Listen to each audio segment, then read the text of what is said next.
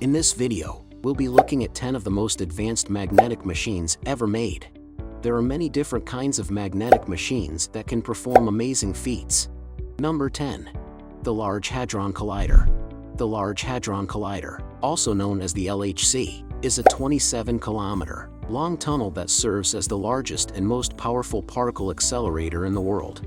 It was created by the European Organization for Nuclear Research and is located about 100 meters underground. Of all the technology that humans have created on Earth, it is possible that the LHC is the most advanced device in the world to date.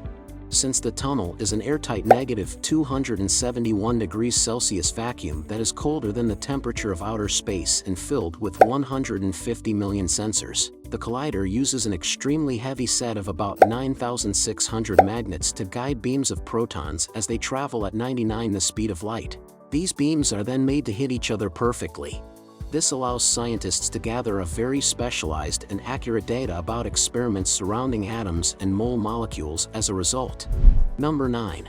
Magnetoplasma rockets. In recent years, a lot of effort and resources have been devoted to developing spacecraft that can reliably and efficiently transport people and cargo into space.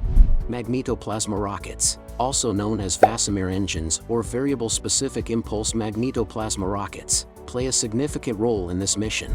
These engines operate by using specialized antennas to exert powerful radio frequency waves, which ionize the engine's gas and turn it into plasma. Number 8. Earth engine. Many businesses today are looking for environmentally friendly ways to produce energy, and while some have been successful, there are typically drawbacks as well, whether it be the noise of windmills, the need for nighttime for solar panels, or the coastal damage brought on by wave energy generators. The Earth engine may be among the least intrusive ways to produce green energy because, in essence, it uses the force created by two opposing magnets to generate electricity that can then be fed into the power grid. Because it generates this energy independently of any external factors, it can operate continuously, and since it doesn't require heat or combustion, the likelihood of something going wrong is greatly reduced. Number 7. Earthquake energy. While earthquakes are typically thought of as destructive forces, there may be a way to turn them into something more useful. For example, in 2015, University of Leicester students proposed the design of a device that might harness the kinetic energy of tectonic tremors to produce power. The idea is that this could help generate power during an earthquake and could supplement the electrical grid until the rest of the grid was repaired, but it should be noted that there is still a long way to go after all the published research. The device would consist of a magnet inside of a coil that would shake during an earthquake. The shaking would generate a magnetic field which in turn would induce an electrical current that could potentially be harnessed for use as energy. While much more study would be required to completely implement the concept, the paper's goal was to show that there are ways to respond to situations that are typically destructive, like earthquakes, in order to create something positive. With enough funding and study, we have no doubt that this advanced magnetic machine will one day become a reality. Number 6. Hoverboards. Hoverboards generally work by using superconductors, which are materials that have no electrical resistance and emit magnetic flux.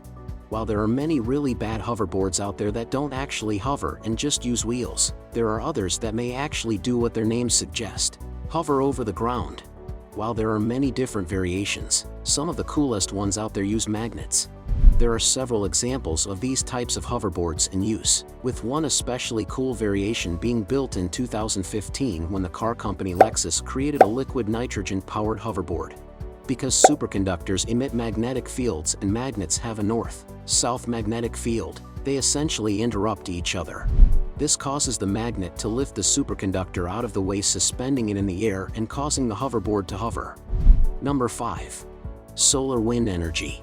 While there are many strong winds on Earth, none compare to those produced by the sun because they are essentially enormous gusts of wind that travel from the sun and then collide with the planet's magnetic field, producing billions of gigawatts of energy in the process.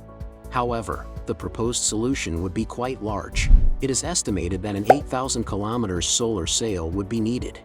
Although it would be extremely difficult to develop a solar wind harnessing device that would actually work, as the Earth's resources continue to become depleted, we wouldn't be surprised if businesses started to look into ways to harness solar energy. These laser beams could be targeted at a specific spot on Earth that could then take these beams and convert them into usable energy on a consistent basis. However, as you might expect, research surrounding such a device has only been theoretical. Number 4. MRI machines. The magnetic resonance imaging machine, also known as an MRI, is one of the most helpful hospital equipment available. After all, MRIs are able to produce incredibly detailed images of inside your body using only strong magnetic fields and radio waves. And while most MRIs currently in use magnets with a strength of between 1.5 and 3 Teslas, in 2021 a new MRI started testing that comes in at a much stronger 11.7 Teslas while humans are still alive. Number 3. The electromagnetic bomb. Although most of the devices on this list are highly powerful, the electromagnetic bomb is by far the most damaging. What's intriguing about this bomb is that depending on the type employed, it can either be exceedingly lethal or not at all. EMPs, also referred to as non-nuclear electromagnetic bombs or E-bombs, are weapons that use an intense electromagnetic field to create a brief pulse of energy. These EMPs affect electronic circuitry without harming people or buildings, and the extent of their damage depends on their strength. For instance, at lower levels, the pulse temporarily disables electronics. At mid-range levels, it can corrupt computer data, and at very high levels, it can destroy buildings. Now every nuclear bomb has some sort of EMP effect, which can be amplified if the bomb explodes at a high altitude, as this minimizes blast and heat effects while boosting EMP effects. As a result, nuclear bombs are the ultimate weapons in that they produce devastating damage, nuclear radiation, and EMPs, so it makes sense that there have been nuclear wars. Number 2. Electric charging roads. Many people worry about running out of electricity and being stuck, even if charging stations are becoming more common. Even before considering the 15-25 minutes it takes to charge one at a station. Electric cars are gaining popularity, but they can't be fueled quickly at gas stations. Electric charging highways may solve these issues, accelerating electric vehicle adoption. They tax cars that drive over them and then track them to collect payment. A 2-kilometer segment of road developed by Swedish business Aros Arlanda was able to transfer energy from the road to an electric vehicle above it via a bridge, but this technology is still developing. It may take time to become popular. Number 1. Maglev lines. The basic concept of a maglev line is that it uses 2 sets of magnets, one pushing the train up off the track and the other moving the elevated train ahead. This takes advantage of the lack of surface-to-surface friction so that the train can move at incredible speeds. However, some countries in Southeast Asia have recently started to take the technology to completely new levels.